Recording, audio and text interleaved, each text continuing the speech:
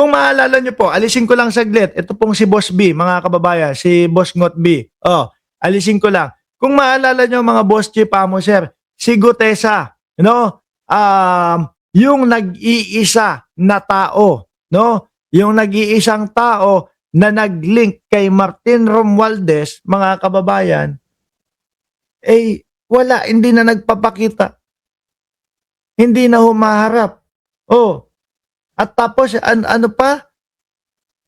Habang nagsasalita doon, habang nandoon sa Senado, tinuturuan pa ni Rodante Marcoleta. Kung maalala nyo po, mga kababayan, kailan pa yon? Yung si Gutesa, wala na, hindi na lumilitaw eh. Hindi po ba?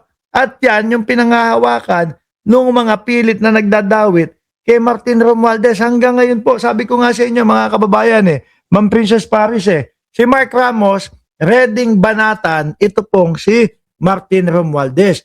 Pagka may inilabas na ebidensya na hindi yung tipong parang lokohan lang po.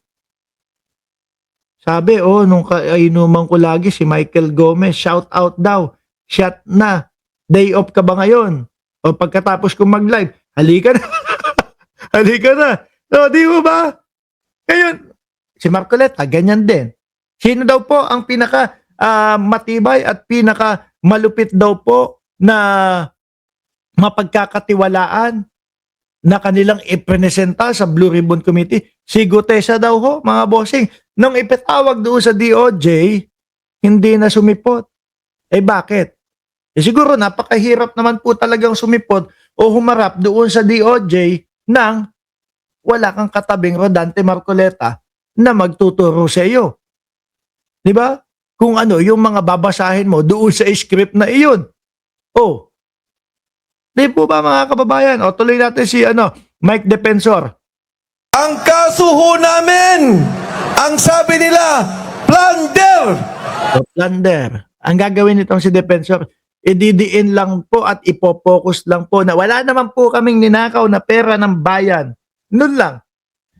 Yun ay isang paglilinlang sa mamamayang Pilipino para ho sa akin, mga Boss Chief Amo, sir, dahil gusto nila mapokus ang utak ng mga DDS, ng mga Pilipino, na ang plunder, ang ibig sabihin lang naman yan ay pagnakaw sa pera ng taong bayan, pagnakaw sa pera ng bayang Pilipinas. Hindi po, paulit-ulit na pong ipinapaliwanag ni Assistant Ombudsman Miko Clavano na may mga sangay yung plunder at lagi lang na gagamit yung pagnakaw sa pera ng bayan. Pero meron talagang sangay na pagtanggap ng regalo, no, na lalagpas sa 50 milyones. At diyan nga po nalaglag ang tuka ni Boss Dante Marcoleta at ni Boss Ngot B, mga bossing.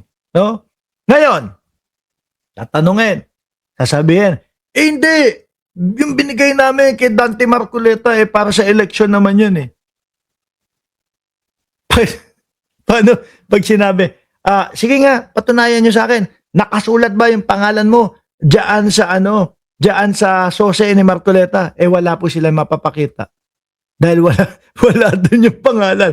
Walang nilagay si Dante Marcoleta doon sa sose. Paano yun? Ipit talaga. Di ba? Pagnakaw sa kaban ng bayan, ang nangyari po dyan. Wag kang magstay lang doon. Sabi nga, di ba?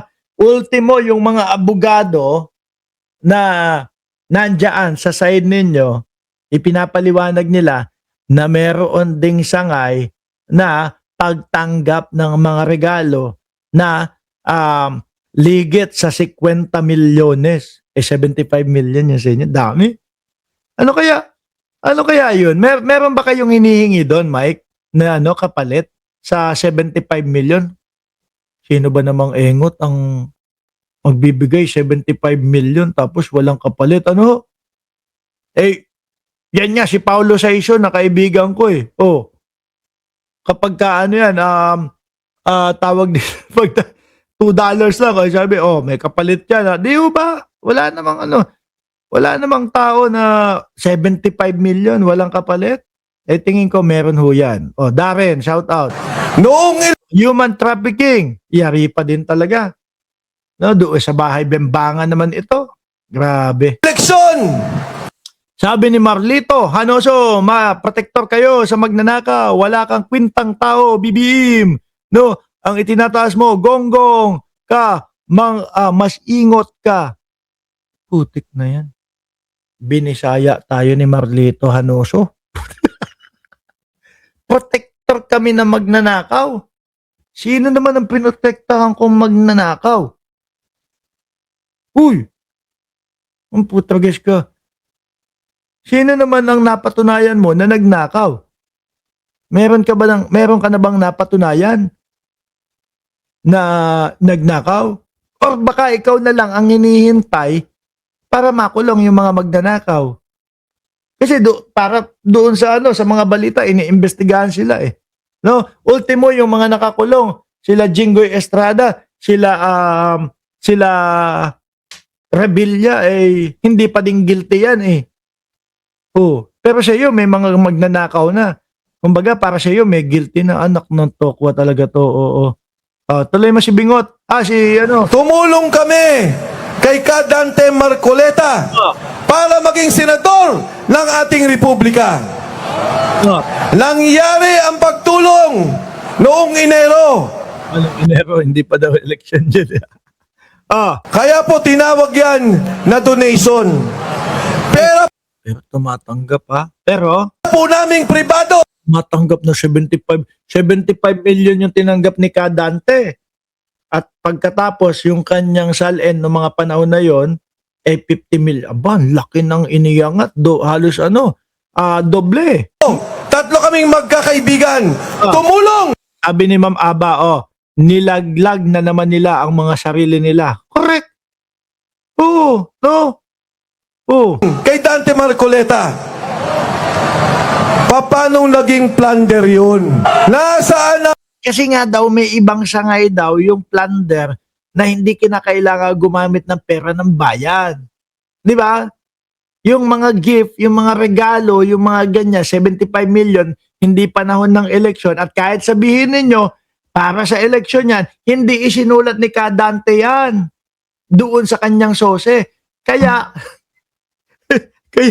kaya yun si Kadante, ipit. Diba? Sabi ni Edgar, umamin din sila ng bribery. Sabi ni Patriotism, ginawa lang sila silang paeng na manalo na kulto ng miyembro ng putik na habang manalo clan. Tuloy. Perang ninakaw. Anong pabor? Sabi ni Addictus Rex, indirect bribery nga ni. No?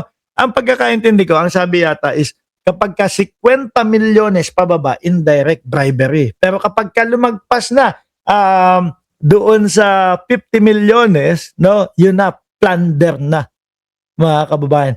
At ito pong plunder wala pong itong bail. No? Mga kababayan, ibig sabihin, habang sila Rodante Marcoleta at ito pong si Boss Ngotby, mga bossing, ay nililitis, sa oblo muna po sila. Ang hiningi. Isipin nyo, dahil sa pagtulong sa isang taong may paninindigan, nakasama ko sa Kongreso, kasama ko na... Hindi kasi naman tingnan mo ganito, boss, ang laki nung ibinigay ninyo, di ba, kay Rodante Marcoleta, siyempre, lahat ng mga nakaupo, lahat ng mga nagtatrabaho sa gobyerno, dahil pwede yung mga ganyan.